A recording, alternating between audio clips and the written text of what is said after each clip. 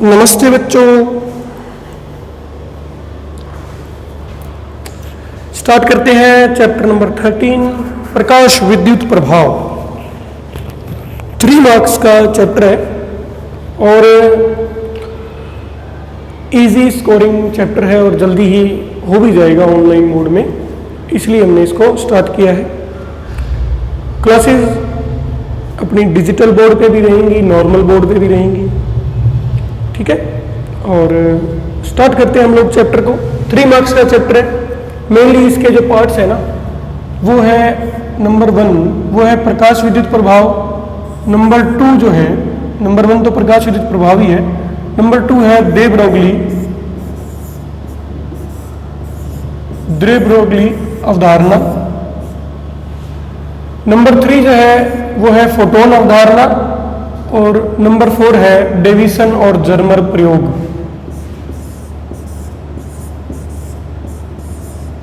Number 3 है photon और number 4 है डेविसन व जर्मर प्रयोग।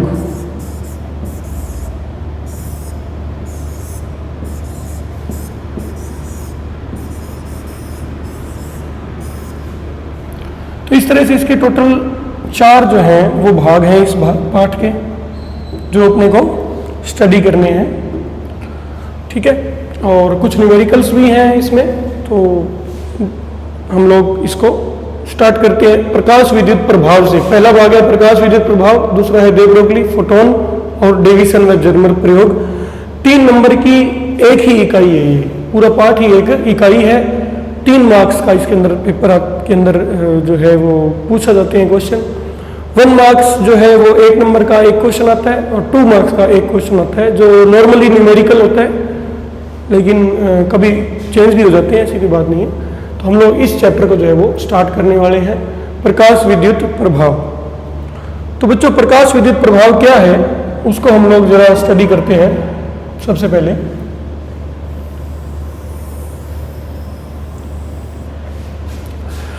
प्रकाश विद्युत प्रभाव में क्या होता है, देखो हम लोग जानते हैं कि जो अपना नाभिक है उसके आसपास जो इलेक्ट्रॉन्स होते हैं अपने, ये जैसे अपना कि नाभिक है, इस नाभिक के आसपास इलेक्ट्रॉन क्या करते हैं, चक्कर लगाते रहते हैं।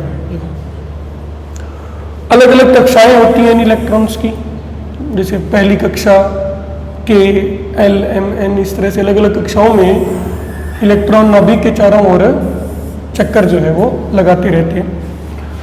और जैसे ही हम लोग किसी माध्यम से इसको ऊर्जा देते हैं, इसको इलेक्ट्रॉन को हम लोग ऊर्जा देते हैं, चाहे वो ऊर्जा विद्युत ऊर्जा के रूप में हो, चाहे वो ऊर्जा हमारी जो है वो किसी ऊष्मा की वजह से हो, तापमान की वजह से हो, तो ये जो हमारे इलेक्ट्रॉन होते हैं, ये इलेक्ट्रॉन अपनी कक्षा से बाहर निकल जाते हैं।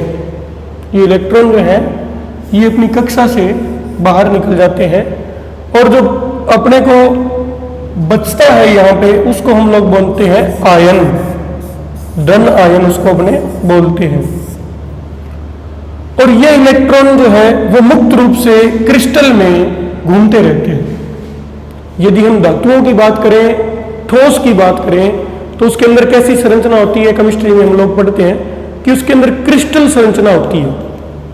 तो जो ये इलेक्ट्रॉन मुक्त हो गए वहां से परमाणुओं से, वो उसी क्रिस्टल में इधर उधर जो है ऊष्मा की वजह से यादृच्छिक यानी कि रैंडम गति करते रहते हैं। ये जो इलेक्ट्रॉन निकला है ये क्रिस्टल में ही जो है वो गति करता रहेगा। क्रिस्टल संरचनाएं आपने केमिस्ट्री के अंदर पढ़ी हुई होंगी, अलग अलग संरचनाएं होती हैं, ठीक है। घन, घनाभ, इस तरह से जो है संरचनाएं उसके अंदर रहती हैं, हेक्सागोनल और ट्रायंगुलर, तो जिस तरह की भी हम लोग उसके अंदर स्टडी करते हैं, टेट्रागोनल वगैरह, तो उसके अंदर ये इलेक्ट्रॉन जो है वो इजीली घूमता हमारा रहता है।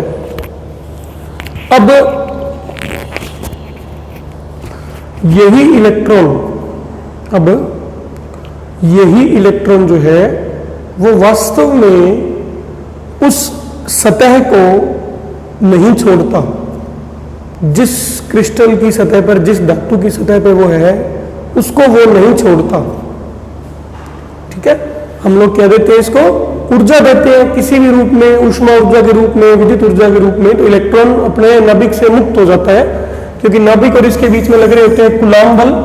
तो उन कूलाम आकर्षण बलों से अधिक जब ऊर्जा उनको मिल जाती है, तो उसके कारण से जो इलेक्ट्रॉन है वो अपने कक्षा को छोड़ के बाहर जो है वो चला जाता है। थोड़ा सा बच्चों आपको पहले ही बता दूं कि इस बोर्ड का जो मैं यूज कर रहा हूं, ये इसलिए कर रहा हूं ताकि और बेहतर तरीके से पढ़ाया जा सके। ठीक है, इसके अंदर जो हैंडराइटिंग है, जो डायग्राम वगैरह है, हैंडराइटिंग जो है वो इतनी साफ जो है वो नहीं हो पाती है। लेकिन इसका जो मुख्य फायदा है वो ये है कि इसके अंदर जो भी प्रायोगिक तथ्य हैं, जैसे अभी आज की क्लास में मैं आपको समझाऊंगा प्रकाश विद्युत प्रभाव में, इस बोर्ड की मदद से हम इतना बेहतर तरीके से समझ सकते हैं कि जो अपने पास एक्सपेरिमेंट आएगा प्रकाश विद्युत प्रभाव का, उसको अपने सीधा इस तरह से पिक्चर के थ्रू मैं समझा सकता हूं। देखिए, ये इसका मुख्य फायदा है। हैंडराइटिंग इतनी बेहतर नहीं है, लेकिन बेहतर नहीं हो पाती, वो भी प्रैक्टिस से धीरे धीरे जो है वो सही हो जाएगी। लेकिन इस डायरेक्ट इस फोटोग्राफ की मदद से मैं आपको प्रकाश विद्युत प्रभाव के बारे में यहां से समझाऊंगा और आपको बेहतर तरीके से समझ आएगा। इसलिए कुछ किसी भी चीज के कुछ प्लस पॉइंट होते हैं, कुछ माइनस पॉइंट होते हैं। तो इस बोर्ड के प्लस पॉइंट ये है कि हम किसी भी चित्र को, समीकरण को, न्यूमेरिकल को, जो बुक के न्यूमेरिकल है, उसमें आपको बुक को खोलने की जरूरत नहीं है। डायरेक्ट आपके सामने न्यूमेरिकल होगा और अपने उसको नीचे सॉल्व करेंगे। तो बहुत सी जगह ये बहुत फायदेमंद अपने को साबित होगा। थोड़ी हैंडराइटिंग जैसे भी चित्र बना था, थोड़ा इधर उधर था, तो आप उसको ये ना समझिए कि उसमें थोड़ी दिक्कत है। तो वो धीरे धीरे वो भी चीजें जो है वो क्लियर हो जाएंगी। ठीक है, तो फिलहाल मैं वापस टॉपिक पे आता हूं। तो अगर हम देखें यहां पे, तो प्रकाश विद्युत प्रभाव हम लोग पढ़ रहे हैं और हमने अभी तक स्टडी किया कि भी परमाणु के अंदर इलेक्ट्रॉन को ऊर्जा मिलेगी तो वो इलेक्ट्रॉन अपने मुक्त हो जाएगा। अब मान लीजिए कोई ये सतह है,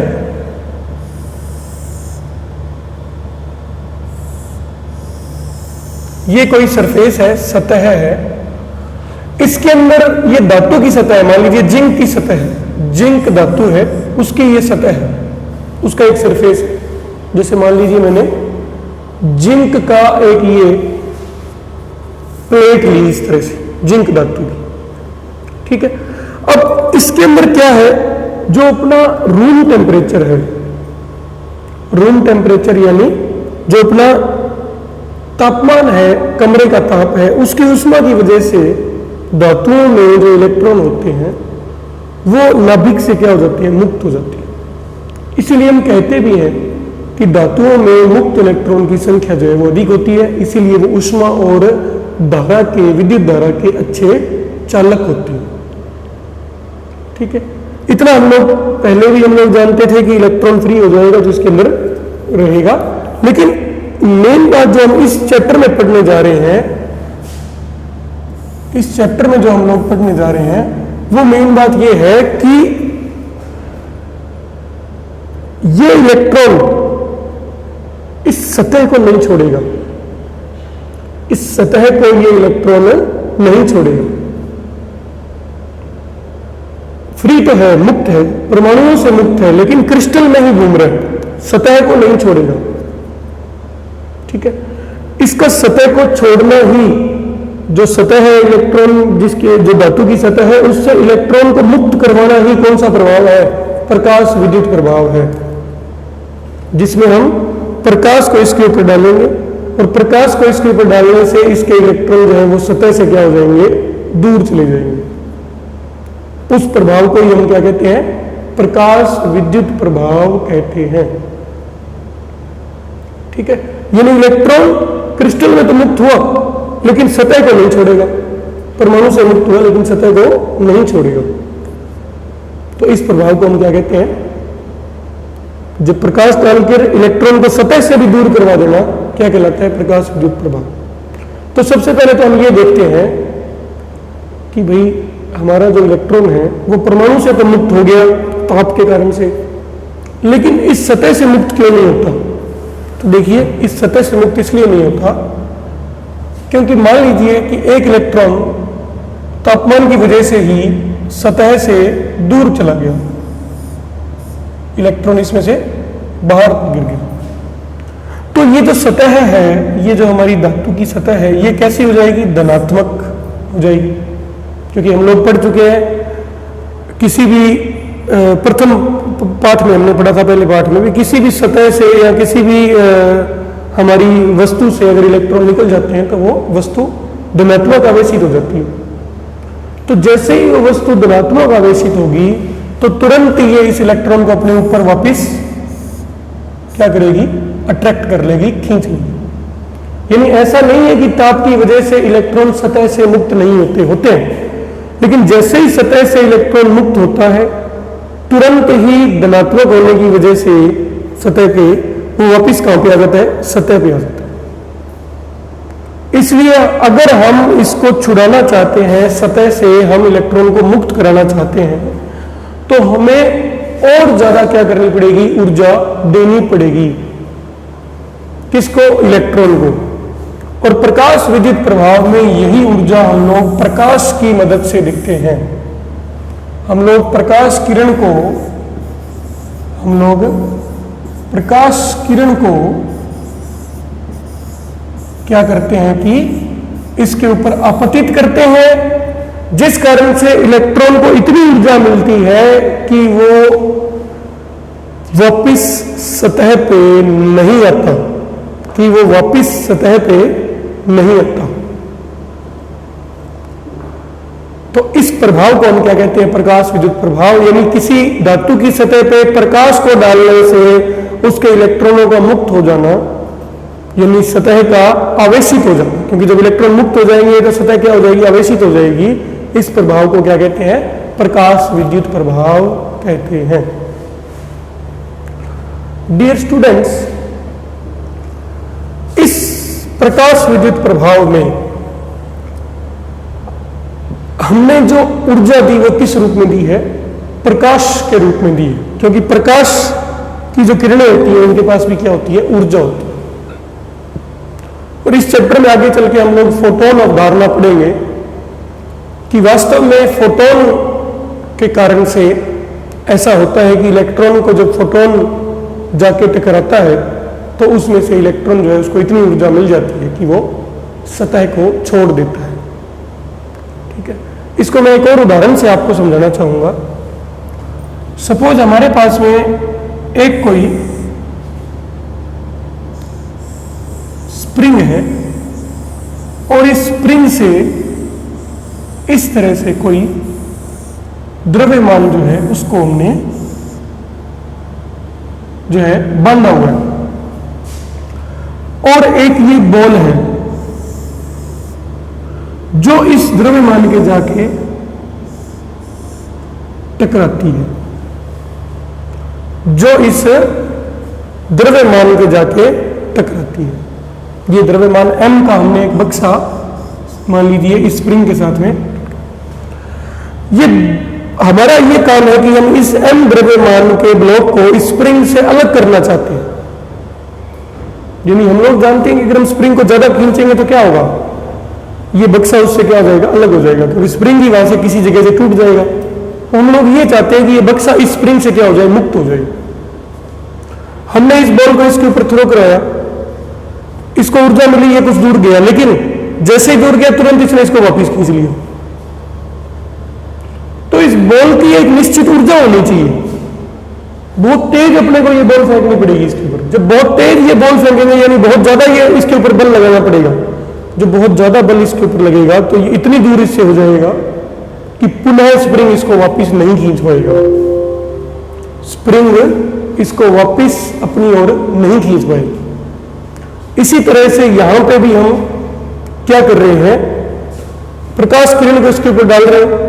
उस प्रकाश किरण की एक न्यूनतम ऊर्जा होनी चाहिए, उस प्रकाश किरण की एक न्यूनतम ऊर्जा होनी चाहिए, ठीक है, ताकि ये इलेक्ट्रॉन को इतनी ऊर्जा मिले कि वो वापस इसके विद्युत क्षेत्र में अट्रैक्ट होकर ना आए, कि वो वापस इसके विद्युत क्षेत्र में अट्रैक्ट होकर ना आए।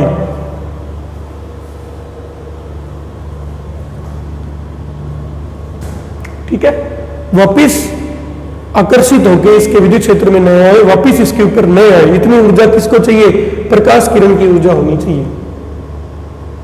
ओके, उस ऊर्जा को अपने लिखते हैं H, सॉरी, उस ऊर्जा को हम लोग लिखते हैं H न्यू नॉट से। यहां पे H होता है प्लांक नियतांक और न्यू नॉट होता है देहली आवृत्ति, जिसके बारे में अपने आगे स्टडी करेंगे। यहाँ पे मैंने थोड़ा एग्जांपल इसलिए दिया है ताकि आपको और अच्छे तरीके से क्लियर हो सके। देहली आवृत्ति, इस न्यू नॉट को बोलते हैं। न्यूनतम ऊर्जा चाहिए कि इलेक्ट्रॉन, प्रकाश हमने डाला, इलेक्ट्रॉन को ऊर्जा ही नहीं मिली इतनी कि वो इसके विद्युत क्षेत्र को छोड़ सके, तो तुरंत इलेक्ट्रॉन वापस कहां पे आ जाएगा, इसके ऊपर आ जाएगा। हमने बॉल इसके ऊपर थ्रो की, इसको ऊर्जा ही नहीं मिली कि इस द्रव्यमान को ये दूर भगा सके, तो बॉल क्या होगा, ये वापस यहाँ पे आ जाएगा, थोड़ा सा इधर खिसकेगा द्रव्यमान, वापस यहाँ आ जाएगा। ठीक है, तो इस आवृत्ति को क्या बोलते हैं, देहली आवृत्ति बोलते हैं।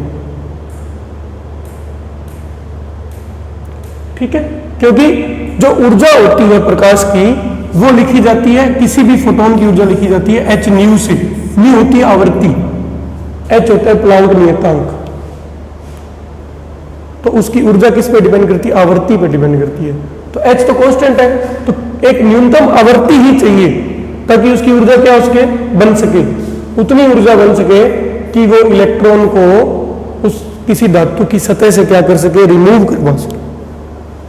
ठीक है, अब हम लोग पढ़ते हैं प्रकाश विद्युत प्रभाव के एक प्रयोग को। प्रकाश विद्युत प्रभाव के एक प्रयोग को पढ़ते हैं, जो अपना फर्स्ट टॉपिक यहां से बनेगा। उस प्रयोग के आधार पे ही हम लोग देहली आवृत्ति, कार्यफलन, इनके बारे में स्टडी करेंगे। ठीक है, तो पहले हम लोग प्रयोग देखते हैं इस वीडियो में।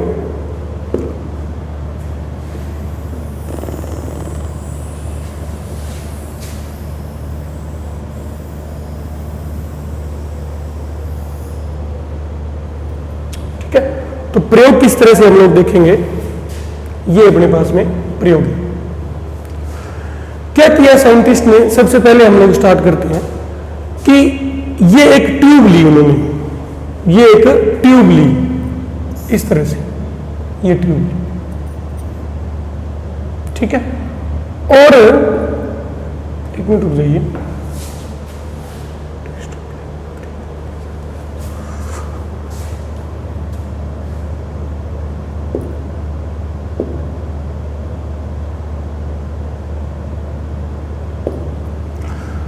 ये एक क्या ली उन्होंने, हमारे पास में एक इन्होंने ट्यूब ली। सबसे पहले कांच की ट्यूब है, इसके अंदर निर्वात है ये ट्यूब।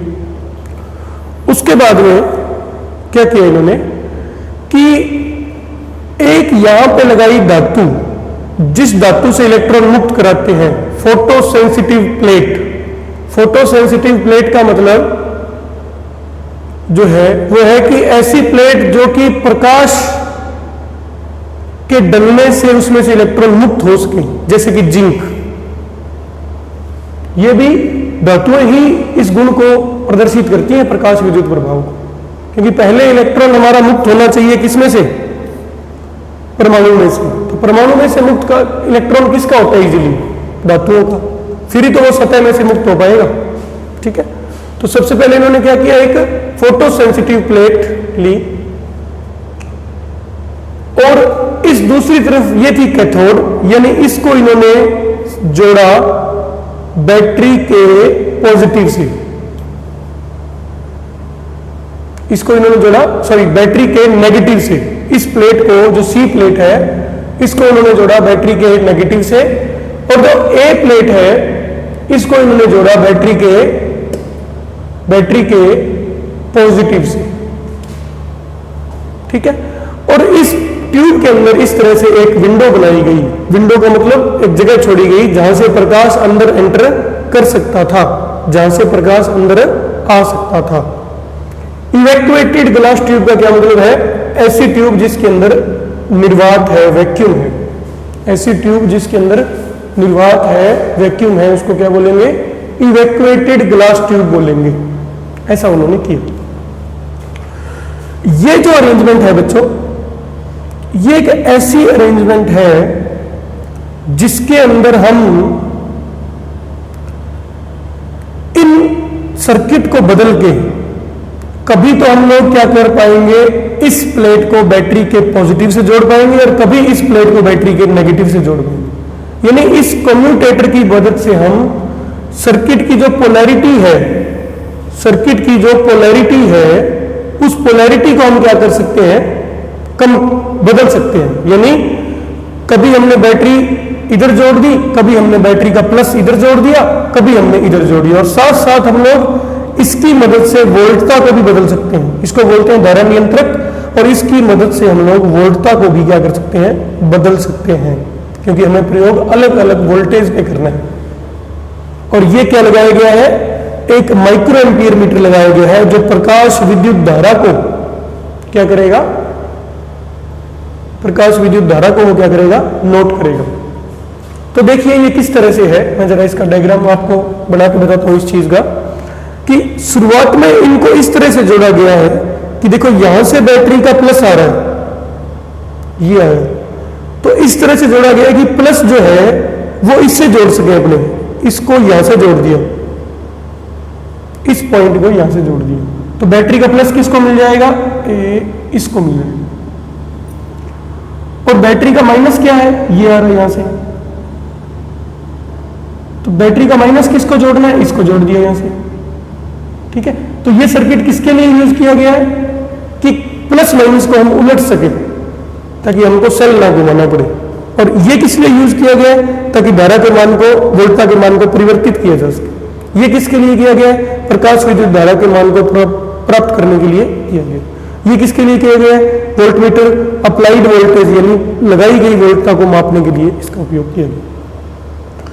अब इसकी कार्य प्रणाली में क्या होगा? जैसे ही इलेक्ट्रॉन यहां पे आएंगे, सॉरी प्रकाश के फोटोन यहां पे टकराएंगे, इलेक्ट्रॉन इसमें से मुक्त होंगे, और इलेक्ट्रॉन के मुक्त होने से यहां पे हमने बैटरी का प्लस लगाया हुआ है, यहां पे हमने बैटरी का क्या लगाया हुआ है? प्लस लगाया हुआ है। और जैसे ही हमने यहां पे बैटरी का प्लस लगाया हुआ है, इस वजह से ये जो मुक्त होंगे इलेक्ट्रॉन प्रकाश की वजह से, ये तुरंत किसकी ओर जाएंगे? इसकी ओर जाएंगे, और इस कारण से ये परिपथ पूर्ण होगा और धारा जो है वो अपने को माइक्रो एम्पीयर मीटर में शो होगी। ठीक है, इस तरह से ये प्रयोग की जो है वो संरचना है। तो आपको ये संरचना अच्छे से कॉपी में बना लेनी है, नोट्स आपको कुछ दिन में जो है वो अवेलेबल हो जाएंगे इसके।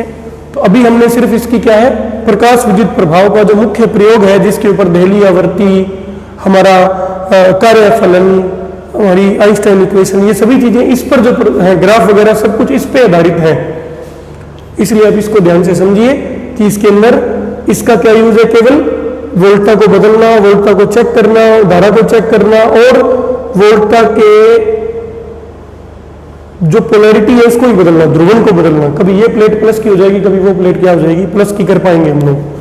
वो हम लोग प्रयोग की कार्य प्रणाली में सीखेंगे, प्रयोग कैसे किया गया। अभी हमें सिर्फ इसके बारे में समझना है, सर्किट के बारे में।